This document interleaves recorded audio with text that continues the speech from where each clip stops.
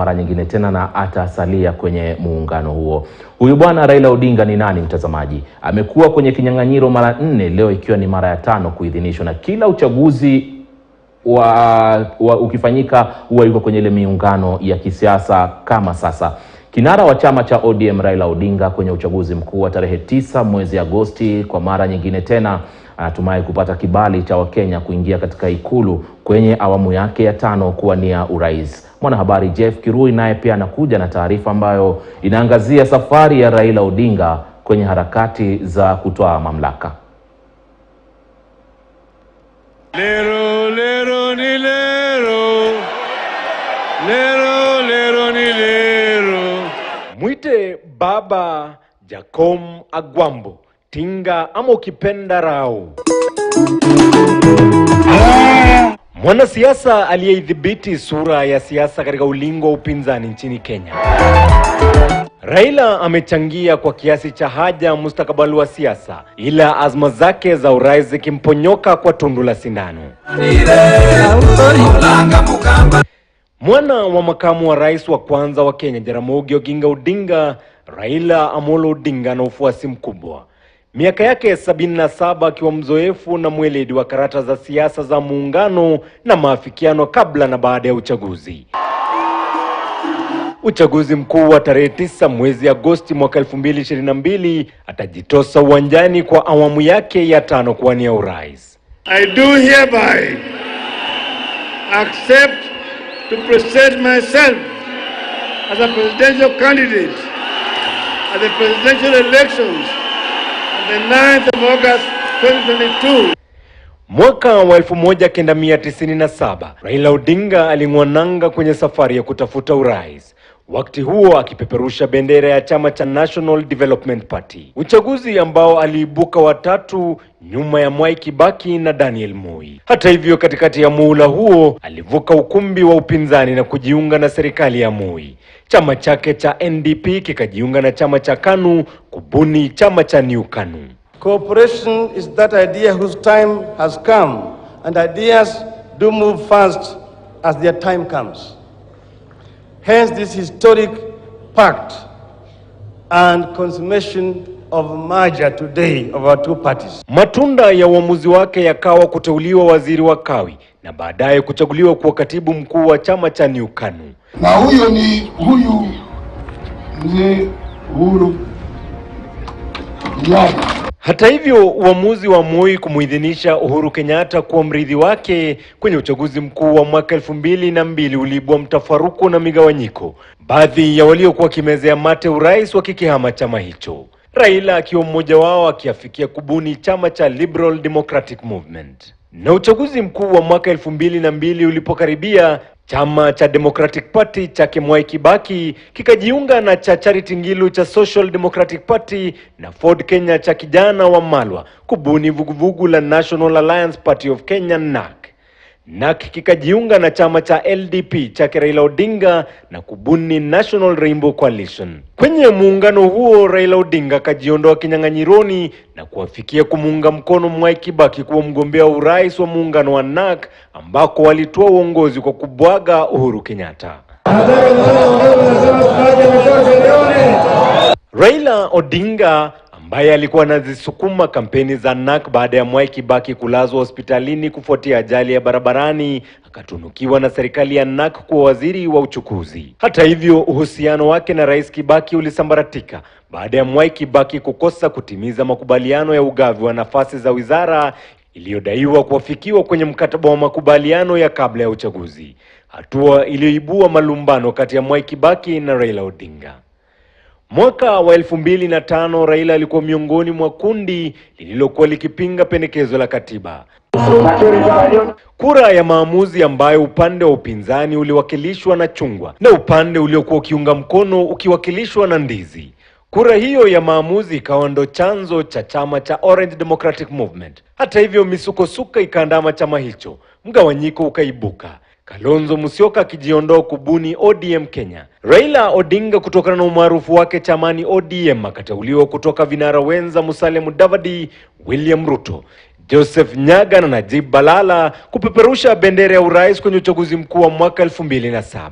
Raila akawa mpinzani mkuu wa Mwai Kibaki kwenye ushindani mkali, ambapo Mwai Kibaki alitangazwa mshindi na kuapishwa machweo kwa muhula wake wa mwisho. Kivitu na wenzake waende nyumbani, na vile jina ya hiyo tume ibadilishwe, maana wa Kenya hawana imani. Matokeo ya uchaguzi huo yalizua machafuko na ghasia zilizosababisha vifo vya watu zaidi ya 1300 na maelfu kuachwa bila makao. Ghasia hizo zikavutia jicho la jamii ya kimataifa ambayo ilishinikiza mazungumzo ya mapatano. Mkataba ukatiwa saini kati ya Mwai Kibaki na Raila Odinga wa kubuni serikali ya mseto. Raila akawa waziri mkuu kutoka mwaka 2008 hadi mwaka 2013, mpangilio ambao ulikumbwa na misukosuko. Kama Kibaki alipenda kuja hapa, jinsi angeweza kuja hapa. Angekosa. Angewekewa sana mnaibi bila kasho. Angewekewa. Alafu na nusu kapeti namna hii. Na baada ya kuhudumu kwa miongo miwili kama mbunge wa Lang'ata, Raila Odinga kwa mara nyingine akajitosa debeni kwenye uchaguzi mkuu wa mwaka 2013. Mara hii wakijiunga na Kalonzo Musyoka wa chama cha Wiper kama mgombea mwenza na Moses Wetangula wa Ford Kenya kubuni muungano wa CORD. Awamu ya tatu ya Raila Odinga kutafuta urais haikufua dafu. Uhuru Kenyatta na William Ruto chini ya muungano wa Jubilee wakitangazwa washindi kwa zaidi ya kura 800,000. Ila alielekea mahakama kuu kupinga matokeo hayo. Mahakama kuu hata hivyo ikafutilia mbali kesi hiyo. That nothing would have pleased me more if I had lost fairly. As you know that I'm a sportsman. Uchaguzi mkuu wa Agosti mwaka 2017, Raila alikuwa kinyang'anyironi kwa awamu yake ya 4.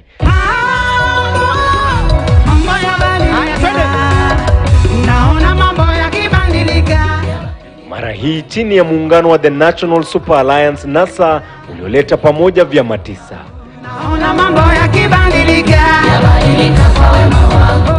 Mahakama kuu hata hivyo ulifutilia mbali matokeo ya urais kwenye uchaguzi huo kwa msingi kwamba haukufanyika kwa njia huru na wa haki. Raila na wandani wake kwa NASA hata hivyo walisusia uchaguzi huo kwa madai kwamba hawakuwa na imani kuwa shughuli hiyo itafanyika kwa njia huru na wa haki.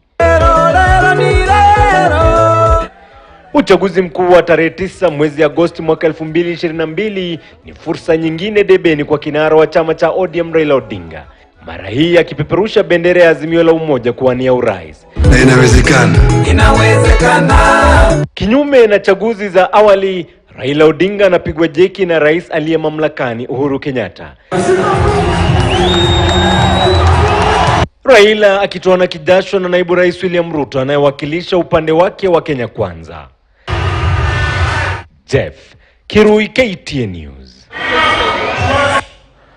Naam, bila shaka ni baadhi tu ya safari za kiongozi huyo ambaye alianzia safari yake ya siasa kitambo tu, lakini hivi sasa ni kana kwamba kupitia yale ambayo yameendelea hii leo katika ukumbi wa Bomas ameidhinishwa kwa mara ya 5 kuwania fursa tena ya kutaka kujaribu kuliongoza taifa kupitia uchaguzi mkuu ambao unatarajiwa tarehe 9 mwezi wa Agosti. Lakini vile vile tunakuelezea kwamba tunafuatilia kinachoendelea katika kaunti ya Nakuru, ingawa kuna changamoto kidogo ya kupata picha kwa sababu ya idadi kubwa ya watu, tutajaribu tukuletee. Lakini tuko na daktari hapa Lucheto ambaye tunaendelea na mjadala wetu. Alitaja pale akimalizia kwamba hii ni mara ya kwanza kwa mgombea mwenza Martha Karua kukutana na Raila na pia kuingia Nakuru wakiwa kwenye muungano mmoja. Hii inaashiria nini wakati ambapo umetuelezea historia ya sehemu hii ya Nakuru, daktari? Kaka, pengine nitaweza chukulia upande mara mbili. Kawaida Kiafrika ukitaka kuoa ama ukijipanga huwa unatuma ujumbe kwanza na baadaye unajipanga. Hiyo ni ya kwanza. Ya pili, ni vyema kwamba Martha Karua alipoteuliwa na Raila Odinga alichukua nafasi ya kurejea tuseme Mlima Kenya, aende awaelezee yale ambayo yametokea na kwamba sasa niko na nafasi fulani na ni vizuri sasa munipatie kura.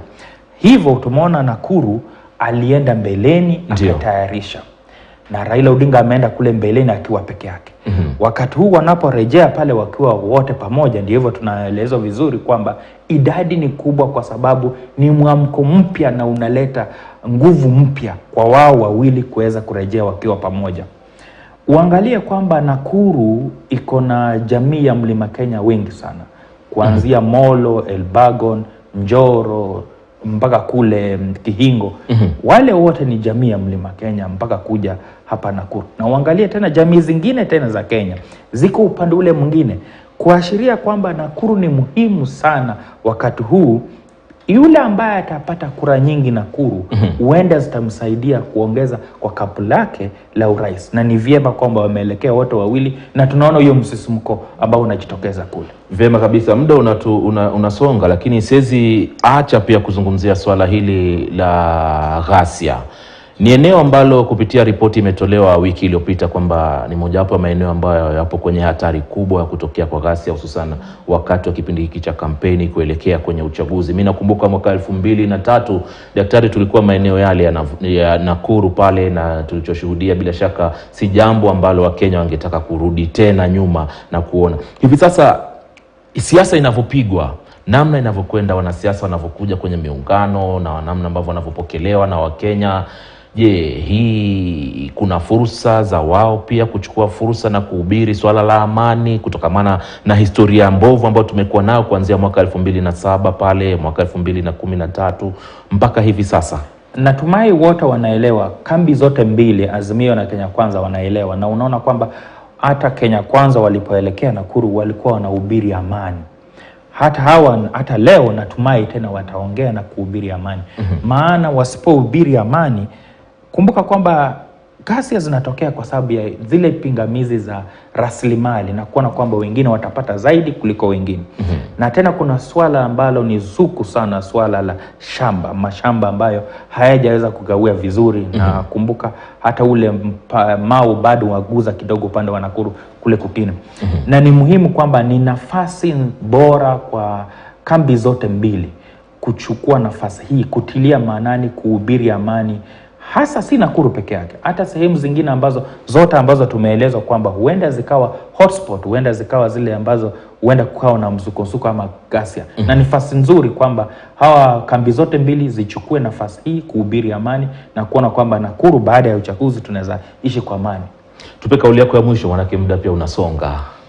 Kwangu leo ni kwamba ni siku ya historia. Pengine nimeweza kusononeka kwamba rafiki yangu Ekuru Okota hajaweza kupata nafasi hile, lakini ni mwamko mpya na ni vizuri wa Kenya waweze kujitokeza kusikiza manifesto za vyama zote ambazo ukijitokeza waweze kufanya ile inaitwa interrogation, waone kwamba ni kambi ipi ambayo inaweza kutuokoa baada ya Agosti tarehe 9.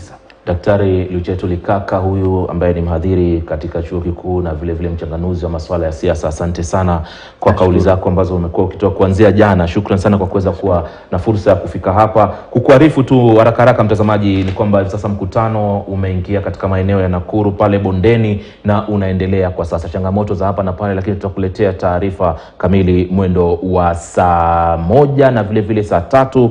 Na vile vile kingine ambacho labda nitakuarifu ni kwamba kufikia sasa wagombea bado ni 5, wa 6 amekataliwa.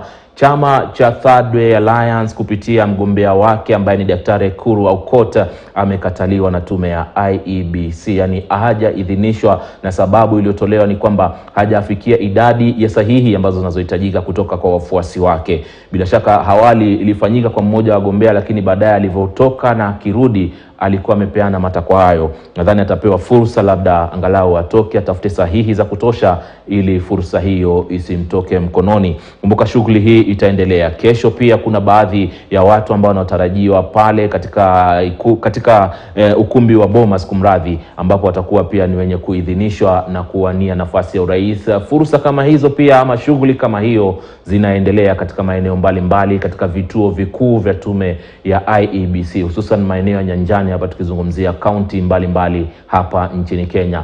Ikiwa zimesalia siku 65, Raila Odinga alikuwa ni mtu wa 5 mwendo wa saa 5 hii leo kupewa ama kuidhinishwa kuwania nafasi ya urais katika uchaguzi mkuu ujao wa Agosti 9. Jana ilikuwa ni mtu wa 4 ambaye alikuwa ni naibu wa rais William Ruto ambaye alipewa fursa. Alafu pia vile jana kulikuwa na David Waihiga wa kutoka chama cha Agano ambaye alipewa fursa, na nyuma ya hapo siku ya Ijumaa watu kama kina Wajakoya, Nyambane waliweza kupewa fursa, na kufikia sasa ni watu 5 ambao wamepewa fursa hiyo ya kuwania nafasi ya urais kwenye uchaguzi mkuu wa Agosti 9 mwaka 2022. Mimi naitwa Ali Manzu, asante sana kwa kuwa nasi. Tutarudi tena mwendo wa saa 1 ambapo tutakuwa na taarifa kuu za siku hii ya leo kwenye KTN Leo Weekendi. Endelea kuwa nasi.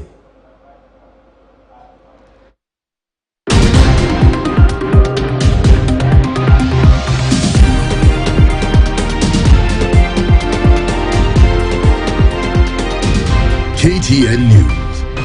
Get the whole story.